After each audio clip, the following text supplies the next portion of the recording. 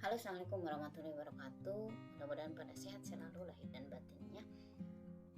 Video kali ini akan sharing tentang eviden apa yang harus dipersiapkan untuk pengajuan kenaikan pangkat dengan menggunakan sistem online penilaian angka kredit yang disebut dengan OPAK. Ini berdasarkan pengalaman yang pernah saya lakukan pada periode Juni 2021 mengajukan, dengan periode pengajuan itu hanya 2 tahun. Nah, seperti yang sudah dibahas di video sebelumnya, bahwa status dupak itu ada 4. Ada yang ditolak berwarna merah, ada yang diterima berwarna hijau, ada yang tidak lolos persyaratan berwarna kuning seperti ini, dan ada yang berwarna biru. Berwarna biru dengan keterangan itu posisi di cabang dinas. Berarti artinya nilai angka kredit yang harus dipenuhi baik untuk yang pengembangan diri, kemudian PKB, dan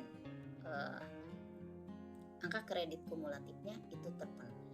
Ya, kita lihat di dupak ini statusnya itu tidak lolos persyaratan, meskipun di sini hijau semuanya. Ya, harusnya biasanya kalau di kumulatif berwarna hijau, pengembangan diri berwarna hijau, kemudian publikasi berwarna hijau, ini semuanya hijau. Ya, berarti artinya harusnya di sini posisinya itu cabang dinas. Ya. Tapi tidak jadi masalah. Ya, saya kurang tahu apakah ini di mana errornya, karena asalnya ini posisinya cabang dinas, namun kemarin sebagai contoh ada yang dikurangi dan kemudian ditambah lagi, ternyata masih tetap seperti ini, tidak berubah lagi.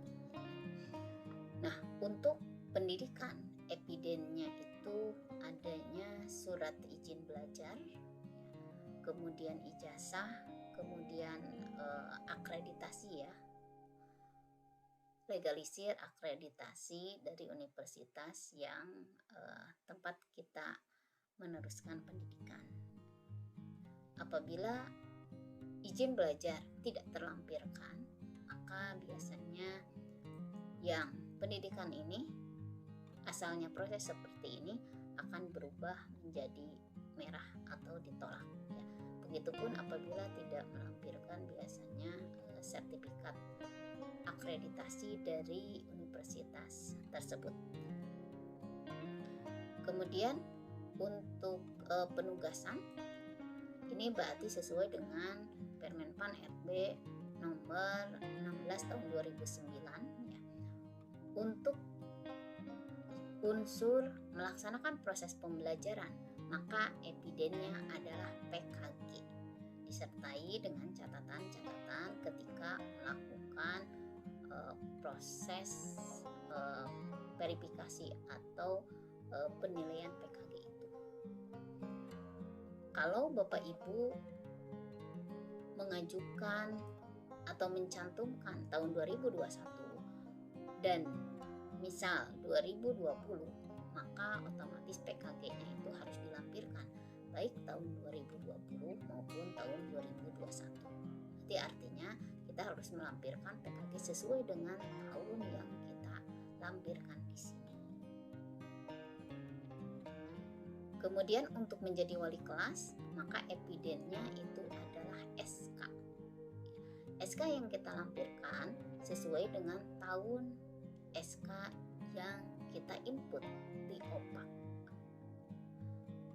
Kemudian apabila Bapak Ibu mendapatkan tugas lain juga, diantaranya menjadi pembina kegiatan ekstrakurikuler, berarti SK-nya juga sama harus dilampirkan tiap tahun sesuai dengan yang kita input di OPAK. Termasuk diantaranya tugas lain, yaitu menjadi pengawas atau panitia pada kegiatan PAT maupun PAS. Ini kita lampirkan sesuai dengan tahun yang kita inputkan. Apabila lengkap, biasanya nanti proses ini berubah menjadi hijau, dan apabila tidak lengkap maka menjadi merah. Dan nanti ada keterangannya apa penyebab tidak diterimanya epiden tersebut atau pengajuan tersebut, tiap unsurnya. Kemudian yang ketiga, untuk kegiatan pengembangan keprofesian berkelanjutan yang dimulai dari pengembangan diri, misal untuk kegiatan fungsional, maka evidennya ini adalah sertifikat, laporan diklat fungsional, dan surat tugas. Dan ini tentunya dilampirkan di setiap pengembangan diri yang kita ajukan. Harus dilengkapi dengan surat tugas maupun dengan laporan diklat fungsionalnya. Apabila salah satunya tidak ada, maka biasanya akan ditolak. Ya. Termasuk Bapak Ibu jangan heran apabila misalkan ada keterangan kegiatan pengembangan diri itu berlebih, biasanya tidak dinilai karena untuk membantu kita agar pengajuan kita itu diterima. Jadi apabila misalkan kita sudah melampirkan laporan diklat fungsionalnya maupun surat tugasnya beserta sertifikatnya yang sudah difotokopi dan ditandatangani atau dilegalisir oleh kepala sekolah, namun masih keterangannya ditolak, itu biasanya dilakukan oleh penilai agar nilai kita itu proporsinya tidak melebihi atau tetap memenuhi 90 untuk unsur utama dan 10% untuk unsur penunjang. Jadi bisa jadi ada yang lengkap juga ditolak dengan memperhatikan rekapitulasi ya, perbandingan rekapitulasi agar jadi bisa diterima. Untuk kegiatan seminar juga, kegiatan kolektif seperti itu harus mencantumkan laporan diklat fungsi, laporan kegiatan kolektifnya beserta surat tugasnya. Kemudian untuk membuat modul dan diklat, tentunya berarti kita harus melampirkan modul dan diklat dengan catatan, berarti daftar isi atau outline-nya harus sesuai dengan buku 4 atau buku 5.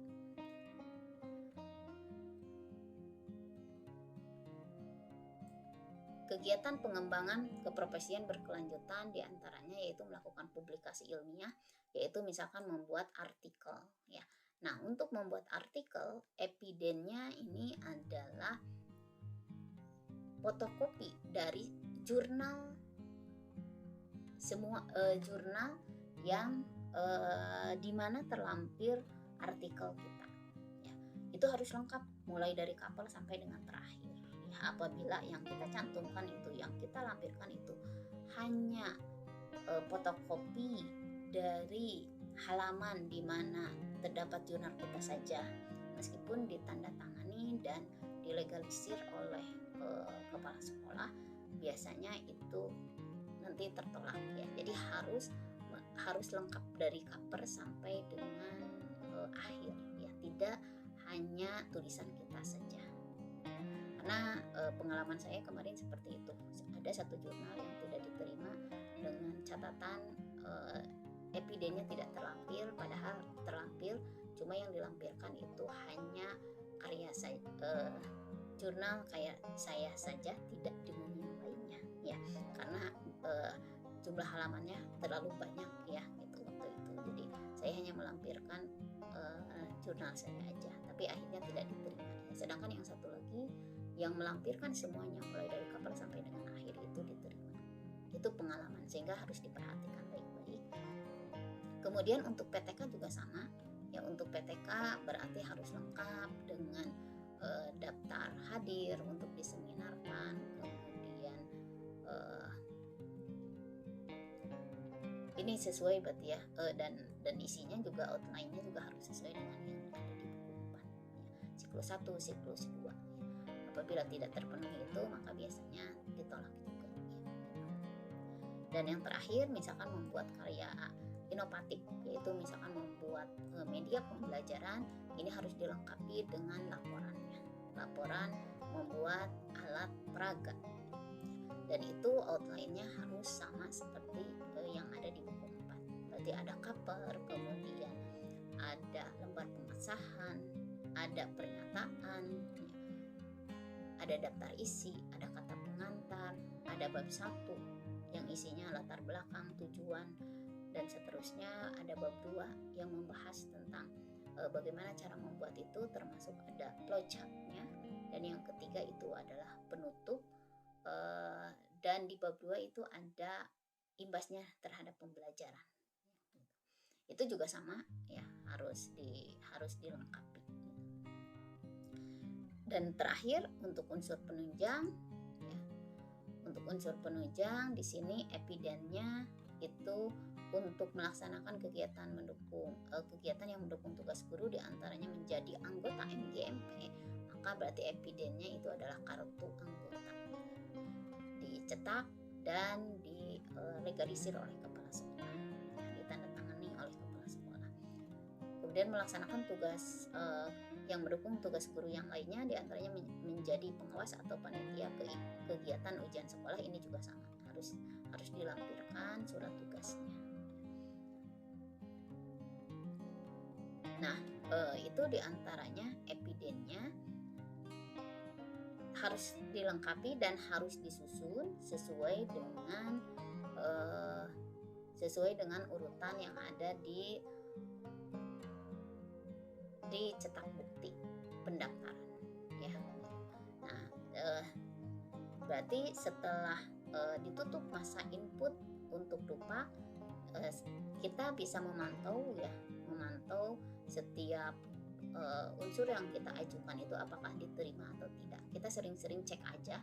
Nanti biasanya yang proses ini akan berubah, misalkan menjadi hijau ya, akan berubah, bisa jadi menjadi merah atau menjadi hijau, itu dengan ada keterangannya ya untuk yang ditolak. Tapi kalau yang diterima itu biasanya hanya hijau aja gitu.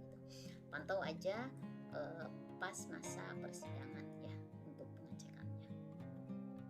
Nah, sekarang seperti apa atau ketika tadi kita mencetak bukti, nah seperti ini.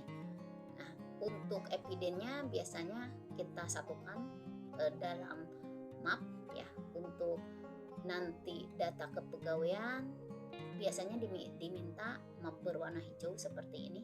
Kita buat label seperti ini, jangan lupa dicantumkan nomor telepon biar nanti apabila penilai dan KCD membutuhkan komunikasi dengan kita bisa dicek dari sini ya, dari nomor yang kita cantumkan di sini ya. Ini adalah cover, ini adalah satu bundel dokumen yang saya ajukan kemarin waktu bulan Juni tahun 2021 ya. Jadi pakai map yang pakai resleting seperti ini ya, biar lebih aman. Kemudian yang depan ini adalah dokumen kepegawaiannya. Nah, ini adalah dokumen kepegawaiannya. Saya beri label seperti ini untuk setiap dokumen yang terlampir. Dan diberi label juga di depannya. Nah, jangan lupa Bapak Ibu untuk membuat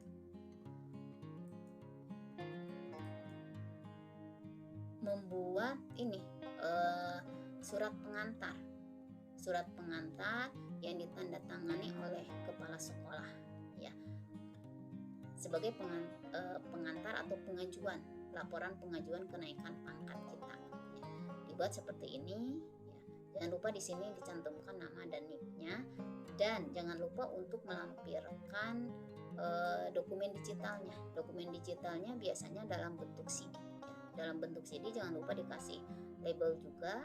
Dan kalau saya sih antisipasi takutnya data yang di CD tidak bisa diakses, saya simpan juga di Google Drive ya, dan tautannya dilampirkan di sini. Jadi semua dokumen yang dilampirkan di CD ini saya simpan di Google Drive, dan tautannya dituliskan di sini, sehingga jika penilai tidak bisa mengecek dokumen digitalnya, maka bisa mengakses melalui Google Drive. Itu diantaranya ada laporan pengajuannya, kemudian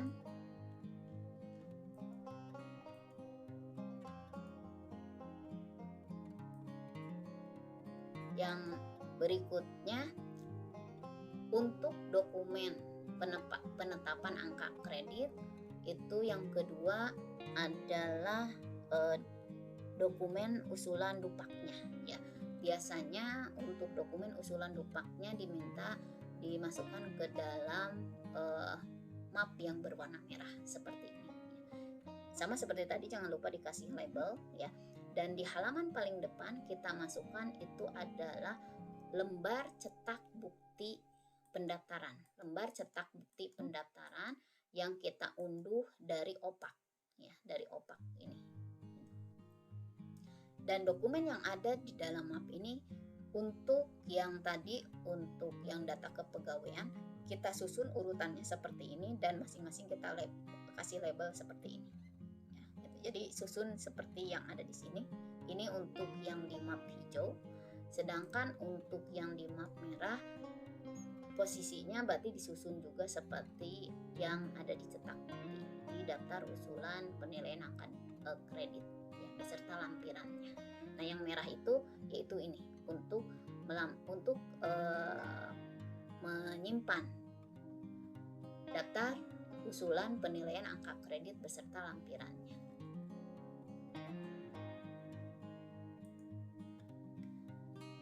Nah, ini tadi cetak bukti dupaknya ya, gitu. Tadi berarti dari nomor 1 sampai nomor 12 disusun ya. Dan untuk SKBM biasanya cukup di lembar atau di map yang kepegawaian saja. Jadi nanti di sini kita tidak perlu mencantumkan lagi SKBM ya, atau SK belajar mengajar.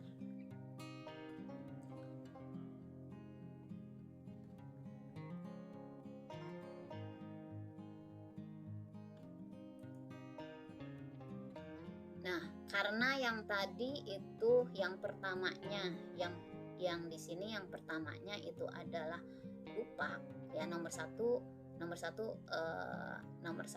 itu di sini surat pernyataan telah melaksanakan proses pembelajaran, berarti evidennya itu adalah dupak ya. Evidennya itu adalah PKG. Namun di yang awal kita lampirkan dulu dupaknya, baru berikutnya lampirannya yaitu PKG. Jadi di map merah yang pertama kita susun itu adalah dupaknya, yaitu cetak dupak yang kita peroleh dari OPAK tadi ya, dupak yang sudah dilengkapi dan sudah ditandatangani oleh kepala sekolah. Setelah dupak, berikutnya itu adalah PKG ya, PKG. Namun sebelum PKG itu kita lampirkan seperti ini ya. Jadi harus membuat surat pernyataan yang ditandatangani oleh kepala sekolah itu tentang bahwa kita itu melaksanakan, kalau misalkan melanjutkan pendidikan, bahwa kita itu sudah menyelesaikan pendidikan, misalkan magister ya, atau misalkan untuk yang S3 gitu ya. Dibuat tabel seperti ini ya, untuk uraian kegiatannya, tanggalnya kapan, satuan hasilnya, jumlahnya, angka kreditnya, kemudian jumlah angka kredit. Jadi lampiran yang kita lampirkan di sini harus sesuai dengan poin atau pengajuan yang ada di OPAK. Jadi kalau kita mengajukan pendidikan di OPAK, berarti di sini juga harus dibuat lampirannya ya, surat pernyataannya, dan itu harus ditandatangani oleh kepala sekolah.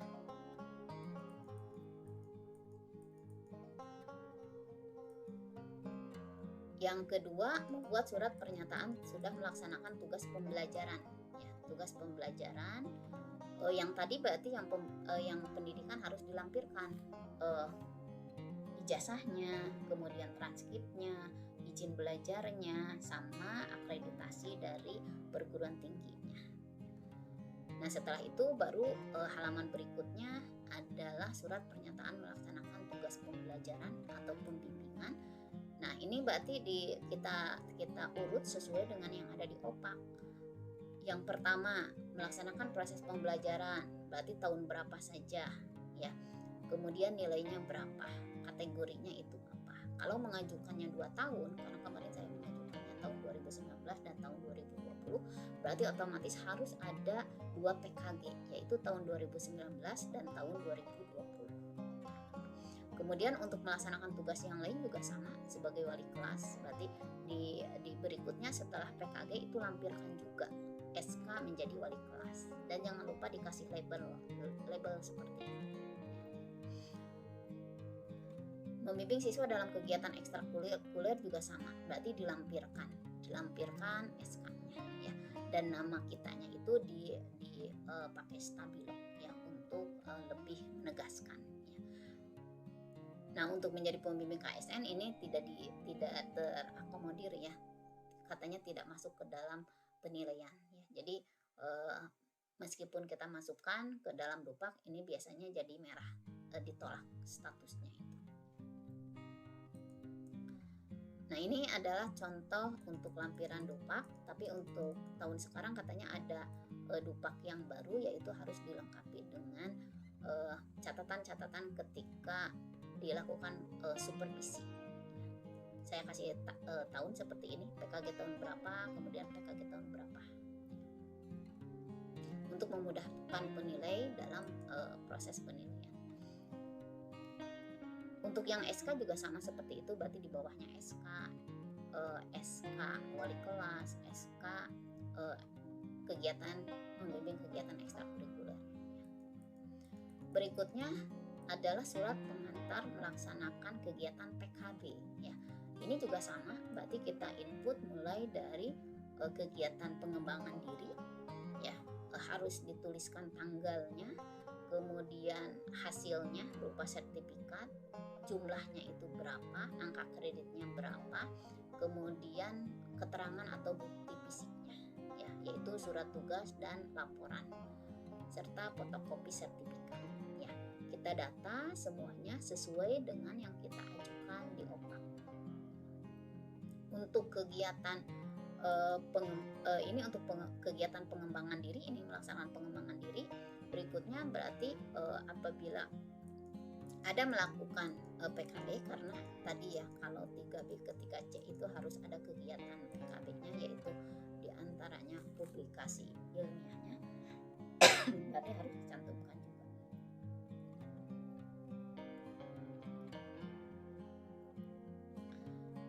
Berarti yang tadi membuat karya inovatif, membuat jurnal dan yang lainnya harus terekap di sini juga semuanya di kegiatan di surat pernyataan ya. Dan yang terakhir, nah di belakangnya berarti dilampirkan yang evidennya tadi ya, evidennya berarti untuk yang PKG itu biasanya ada di belakangnya lagi, ada di lampirannya gitu ya.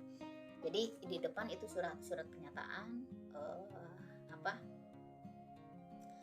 beserta lampirannya, namun biasanya kalau untuk yang lampiran kegiatan PKG dan yang lainnya saya pisah di map yang berbeda ya, dengan dikasih label masing-masing gitu. Nah, yang berikutnya itu adalah surat pernyataan melaksanakan unsur penunjang. Ini juga sama, berarti direkap yang kita input sesuai dengan yang ada di OPAK ya, lengkap dengan angka kreditnya.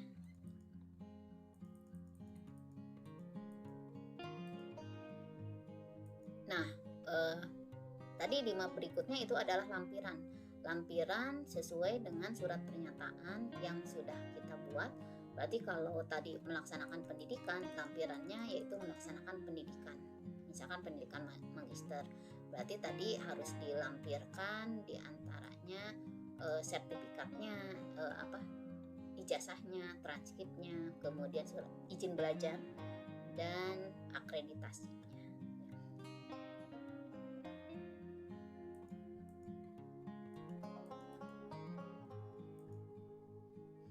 Kemudian untuk lampiran yang kedua melaksanakan proses pembelajaran juga sama ya. Jadi dibuat seperti ini untuk yang jadi map khusus lampiran-lampiran. Kalau yang tadi surat pernyataan. Ini diantaranya misalkan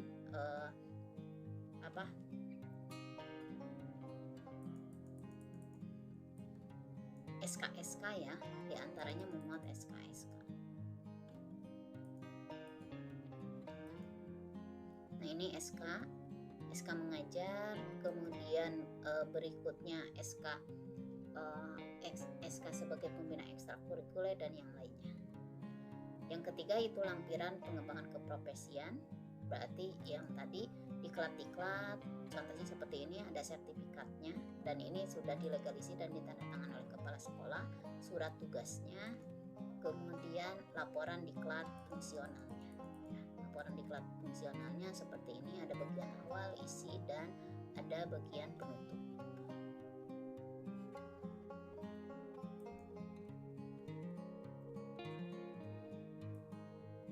Kemudian lampiran 4 melakukan kegiatan penunjang juga sama, berarti dilampirkan ya. Nah ini contoh lampiran PKG ya, jadi membuat laporan karya inovatif seperti ini ya.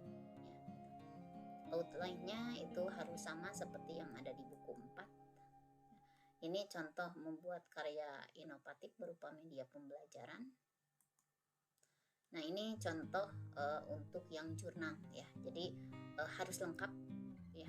Yang ini diterima karena saya fotokopi lengkap semuanya, yang ini tidak diterima karena hanya melampirkan punya saya saja ya gitu. Jadi ini halamannya 99 halaman semuanya, yang saya lampirkan hanya punya saya saja, itu alasannya sehingga tidak di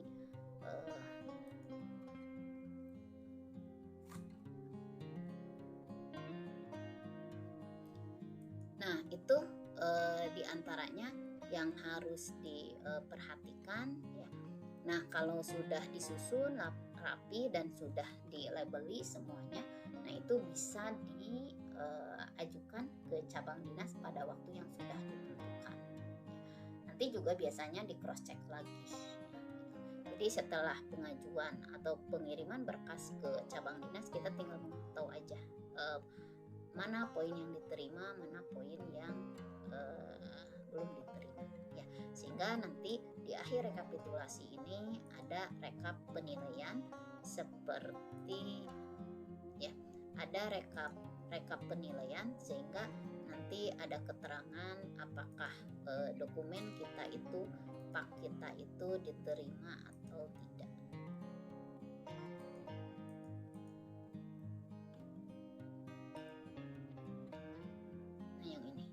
Hasilnya berarti ada rekapitulasi penilaian, kelebihan atau kekurangannya berapa. Kalau lebih berarti warnanya hijau, kalau kurang itu warnanya merah.